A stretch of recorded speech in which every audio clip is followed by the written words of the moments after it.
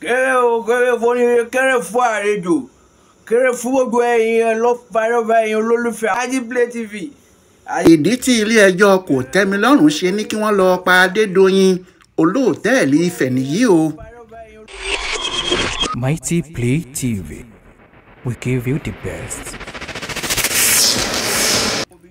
Timothy wá ṣèdánwò ní Àbújá ló ń gbé àmọ́ ó ń kàwé ní yunifásitì Ọbáfẹ́mi Awólọ́wọ̀ nílé Ifẹ̀. Ìpele kejì àwọn ọ̀mọ̀wé tí wọ́n ń pè ní masters degree ló ń ṣe níbẹ̀. Ó sì ti kàwé náà débì kan kó ṣèdánwò lókù. Wọ́n ti wá fi ọjọ́ ìdánwò wọn sí ọjọ́ Sátidé ọjọ́ 6 àti Sunday ọjọ́ 7 oṣù kọkànlá ọdún 2021. Timothy ti dágbére fún ìyàwó ẹ̀ pé òun á padà lọ́jọ́ Ajé Monday nítorí bí àwọn bá ti ṣèdánwò àwọn tán ní Sunday lòun yóò ti tẹ ọkọ̀ létí tí òun á máa bọ̀ tààrà sí Àbújá. Nígbà tó bá sì fi máa di fẹ̀rẹ̀ ọjọ́ Monday yìí òun á ti padà wọ̀lú kí òun lè lọ síbi iṣẹ́ òun. Ṣé dàrẹ́kítọ̀ ní nílé iṣẹ́ kan l'Àbújá níbẹ̀. Hòtẹ́ẹ̀lì ńlá kan ló dé sí nílé Ifẹ̀. Orúkọ hòtẹ́ẹ̀lì náà ni Hilton Hotel and Resorts. Hòtẹ́ẹ̀lì náà jẹ́ ti Rahman Adédoyin. Adédoyin kì í ṣe èèyàn kékeré nílé Ifẹ̀ tàbí nípínlẹ̀ Ọ̀ṣun tàbí ní Nàìjíríà pàápàá nígbà tó jẹ́ òun ló ní yunifásitì tí wọ́n ń pè ní Odùduwà yunifásitì tó wà nílé Ifẹ̀ níbẹ̀. Kì í ṣe àkọ́kọ́ tí Timothy máa dé sí hòtẹ́ẹ̀lì yìí nìyí o. Ó dé síbẹ̀ náà lọ́jọ́ 22 oṣù kẹwàá 2021 àti àwọn ọjọ́ míì. Torí bẹ́ẹ̀ lọ́jọ́ tó dé yìí ọjọ́ 2 ló sanwó ẹ̀ pé òun yóò fi wà níbẹ̀ láti ọjọ́ Ẹtì ìyẹn ọjọ́ Jímọ̀ yẹn títí di ọjọ́ Sunday. Ó sì sanwó ọjọ́ 2 tí àpapọ̀ ẹ̀ jẹ́ 37,000 37,000 naira. Àmọ́ obìnrin olùgbàlejò receptionist Adéṣọlá Tóbilọ́ba Adédèjì tó bá lẹ́nu ọ̀nà lọ́jọ́ náà fẹ́ dọ́gbọ́n sí owó ọ̀hún. Ó ní kí Timothy má sanwó sínú àkáǹtì hòtẹ́ẹ̀lì pé kó sanwó tó fẹ́ san yẹn sínú àkáǹtì tòun. Nìyẹn bá sanwó la Adéṣọlá bá fún un ní yàrá 305 àti rìsíìtì. Àmọ́ kò kó owó tó gbà kalẹ̀. Òun àti mánéjà Adérọ̀gbà Adéníyì ni wọ́n jọ pín àpapín lásán ni. Ilẹ̀ mọ́ òun parí iṣẹ́ tiẹ̀ ó sì lọ. Receptionist míì tó gbaṣẹ́ Magdalene Chiefuna ń gbìyànjú láti mọ àwọn tí wọ́n wà nínú hòtẹ́ẹ̀lì kó lè mọ̀ pé àlàáfíà ni gbogbo wọn wà àti pé ohun gbogbo wà bó ṣe yẹ kó wà. Ṣùgbọ́n ó pe yàrá tí Timothy Adégòkè wà kò gbọ́ kẹ́nikẹ́ni dáhùn. Nígbà tí kò gbọ́ kí èèyàn dáhùn yìí tó sì ti pè bí ẹ̀mẹ́ta tó sì mọ̀ pé kò sí kọ́kọ́rọ́ yàrá náà lórí ìkọ́ lọ́dọ̀ òun. Ó mọ̀ pé èèyàn kan gbọ́dọ̀ wà níbẹ̀ ni. Òun tó jẹ́ kó mú ẹ̀dà kọ́kọ́rọ́ náà láti lọ yẹ yàrá náà wò nìyẹn. Ìgbà tó débẹ̀ ló bá pé Timothy Adégòkè Olúdáre tí wọ́n fi sínú yàrá náà ti kú. Ló bá sáré pé Adéníyì tó jẹ́ mánéjà pé kó wá wo ohun tí òun rí o. Mánéjà yìí ló sáré pé ọ̀gá àgbà hòtẹ́ẹ̀lì ọ̀hún ìyẹn Rahim Adédoyin ẹni tó jẹ́ ọmọ bíbí inú olùdásílẹ̀ ìyẹn Rahman Adédoyin. Kíá ni Rahim ti dé sí hòtẹ́ẹ̀lì náà. Òun náà sì rí òkú tó kú. Ohun tí Rahim kọ́kọ́ ṣe ni pé òun àti mánéjà pé Magdalene ìyẹn receptionist sí ọ́fíìsì wọn. Wọ́n sì búra fún ọmọbìnrin olùgbàlejò náà. Wọ́n ní kò gbọ́dọ̀ ṣe èṣì sọ ohun tó ṣẹlẹ̀ yìí síta fẹ́nìkan. Kò sì gbọ́dọ̀ jẹ́wọ́ níbìkan pé òun rí òkú ẹnìkan nínú hòtẹ́ẹ̀lì yìí. Kó fi gbogbo ọ̀rọ̀ tó kù sílẹ̀ òun Rahim yóò yanjú ẹ̀ kíákíá. Lẹ́yìn náà ló wa mọ́tò jáde ó sì dàbí pé ilé bàbá rẹ̀ ló lọ. Nígbà tí wọ́n débẹ̀ wọ́n lẹ́jẹ́ sí Adéṣọlá Adédèjì tó gbowó lọ́wọ́ Timothy. Ìyẹn náà sì wá bá wọn nílé alága wọn ìyẹn Rahman Adédoyin. Ni wọ́n bá ní kó tún rìsíìtì míì kọ. Orúkọ tí yóò sì kọ síbẹ̀ ni Lékan Adéwálé. Bẹ́ẹ̀ ni kò sẹ́nìkan tó jẹ́ bẹ́ẹ̀ tó sùn sí hòtẹ́ẹ̀lì wọn. Nígbà tó di ọwọ́ aago 11 lálẹ́ Rahim àti Adérọ̀gbà pẹ̀lú Kasim lọ sínú yàrá tí ọmọkùnrin náà kú sí. Wọ́n yí aṣọ bẹ́ẹ̀dì mọ́ lórí wọ́n sì dí lókùn. Lẹ́yìn náà ni wọ́n gbé e sínú páálí ńlá kan tí wọ́n yí ìyẹn náà lókùn dọ̀yìndọ̀yìn. Ni wọ́n wá gbé e sínú mọ́tò Rahim ẹ̀yìn mọ́tò Hilux ẹ̀ ni wọ́n gbé e sí. Ni wọ́n bá gbé òkú yìí gba ọ̀nà Ẹdẹ lọ wọ́n sì jù ú sí ẹ̀gbẹ́ oko kan níbẹ̀. Ni wọ́n bá sá padà wá sílé ní tiwọn. Àwọn tí wọ́n ṣiṣẹ́ yìí nìyẹn gẹ́gẹ́ bí ọ̀gá ọlọ́pàá Ọ̀ṣun nígbà náà Ọlọ́kọ̀dé ṣì wí. àmọ́ nígbẹ̀yìn Oríyọmí Hamzat tó ní rédíò Àgídìgbò sọ pé òun àtàwọn ọlọ́pàá kan jọ wo fídíò ẹ̀rọ aṣòfófó CCTV níbi tí àwọn ti rí i pé kí wọ́n tó gbé òkú náà jáde Rahman Adédoyin fúnra ẹ̀ ìyẹn bàbá wọn wá síbẹ̀ lóru yẹn tó sì wọlé sínú yàrá tí Adégòkè kú sí ó sì pẹ́ kó tó jáde níbẹ̀ tẹ́nìkan kò sì mọ ohun tó lọ ṣe. Gbogbo eléyìí tó ṣẹlẹ̀ yìí láàrin òru ọjọ́ sátidé ọjọ́ kẹfà oṣù kọkànlá ọdún 2021 yìí náà ni. Bẹ́ẹ̀ ní gbogbo ọjọ́ sátidé yìí ní ìyàwó Timothy Adégòkè fi ń pè é láti Àbújá. Bí obìnrin náà ti jí ní àárọ̀ ọjọ́ kejì tí ọkọ ẹ̀ ti dé sí òtẹ́ẹ̀lì náà ló ti bẹ̀rẹ̀ sí pé ìyẹn lọ́jọ́ sátidé yẹn ó fẹ́ kí i káàárọ̀ ni kó sì gbàdúrà pé yóò páàsì ìdánwò tó lọ ṣe. Àmọ́ bó tilẹ̀ jẹ́ pé fóònù náà ń dún kó rẹ́nìkan gbé e bó sì ti ṣe bẹ̀rẹ̀ iṣẹ́ nìyẹn o tó pe ọkọ ẹ̀ títí di àsìkò tó rò pé yóò ti lọ síbi ìdánwò tí kò sì pé mọ́. Àmọ́ nígbà tó tún rò pé ó yẹ kó ti parí ìdánwò ẹ̀ ó tún pè é títí kò rẹ́nìkan gbé e. Nígbà tí ilẹ̀ ṣú tí kò rí kí ọkọ òun pè padà tí kò sì gbé fóònù ẹ̀ àyà obìnrin náà já ó mọ̀ pé nǹkan kan tí kò dá ń ṣẹlẹ̀ ni torí ọkọ òun kì í ṣe bẹ́ẹ̀ pàápàá tó bá rin ìrìn àjò. Nígbà náà ló pe àwọn ẹbí àti ọ̀rẹ́ tí wọ́n súnmọ́ Ilé Ifẹ̀ ló ní kí wọ́n lọ bá òun wo ọkọ òun o. Ńlá àwọn yẹn bá dé yunifásitì lóòótọ́ èyí tó sì yà wọ́n lẹ́nu jù ní nígbà tí wọ́n sọ fáwọn ẹbí yìí pé àwọn náà retí Timothy títí kó wá ṣèdánwò ẹ̀ ṣùgbọ́n àwọn ò rí o.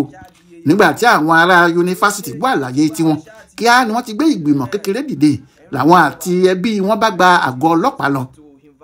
Ìṣòro kan tó wà níbẹ̀ náà ni pé ìyàwó Timothy kò mọ òtẹ́ẹ̀lì tí ọkọ ẹ̀ sùn ó kàn ní òun wà ní òtẹ́ẹ̀lì ńlá kan nílé Ifẹ̀ náà ni.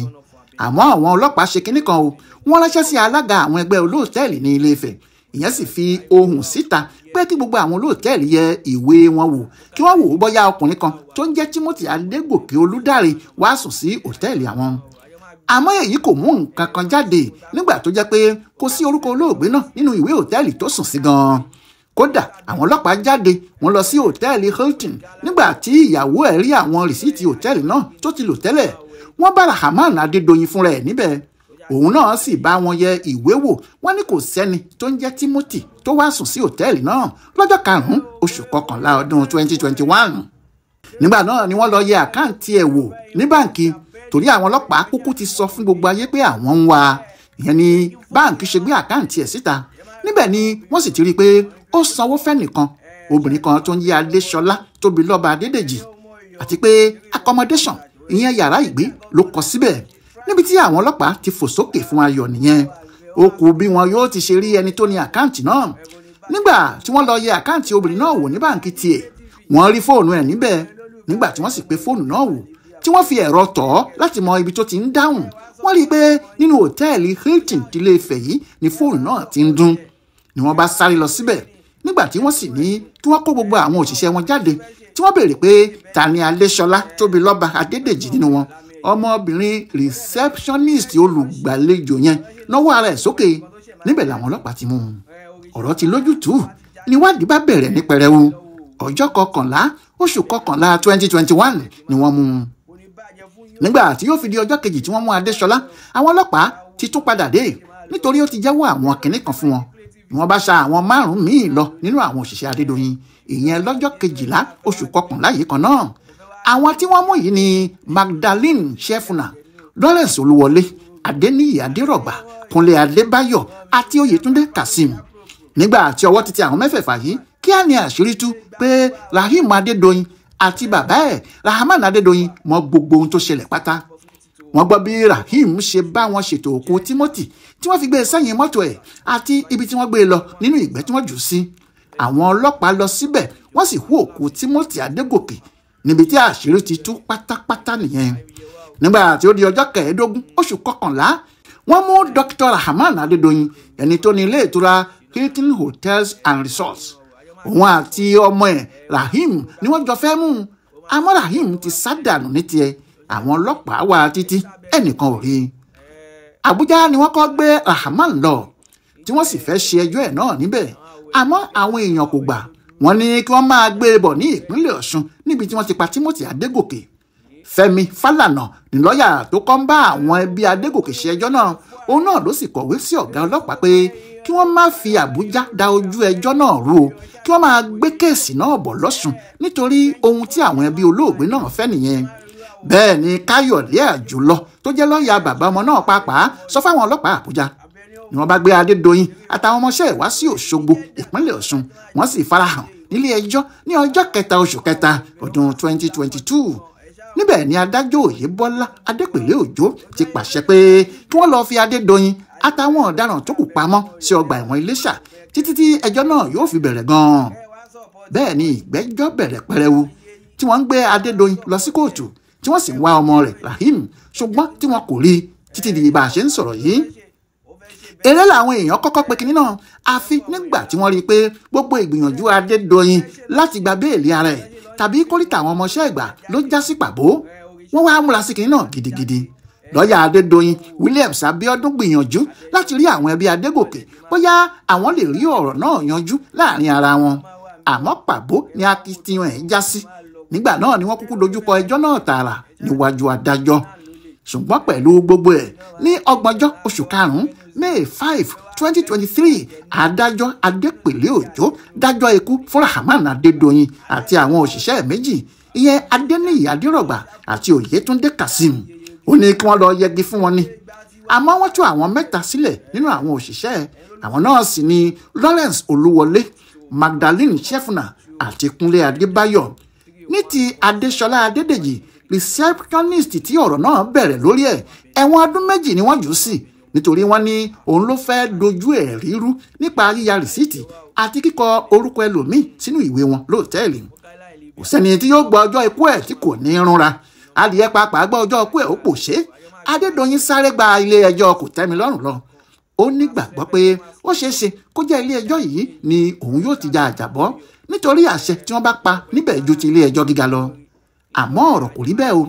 Ilé ẹjọ́ kòtẹ́milọ́rùn yìí fàṣẹ ńlá sí i pé kí wọ́n lọ pa Adédoyin àti àwọn méjèèjì yìí kí wọ́n yẹgi fún wọn. Ọjọ́bọ̀ tọ́sídẹ̀ẹ́ yìí ọjọ́ 23 oṣù kínní 2025 ni wọ́n dájọ́ náà bí ìgbà tí gbogbo ìrètí sì dòfo fún Adédoyin ni. Àwọn kan ti ní bóyá Adélékè yóò tú sílẹ̀ bó bá yá, àmọ́ ìjọba Ọ̀ṣun ti ní kẹ́nikẹ́ni má sọ gómìnà Adémọ́lá Adélékè lẹ́nu o. Kò síbì kankan tó sì sọ fẹ́nìkan pé òun yóò tú Adédoyin sílẹ̀ o. Ọ̀rọ̀ ti dojú ọlọ́mọ òtó báyìí o, nítorí kò sẹ́ni tó mọ bí Òkúdìyẹ ṣe tún lè padà wá jẹ̀gbàdo.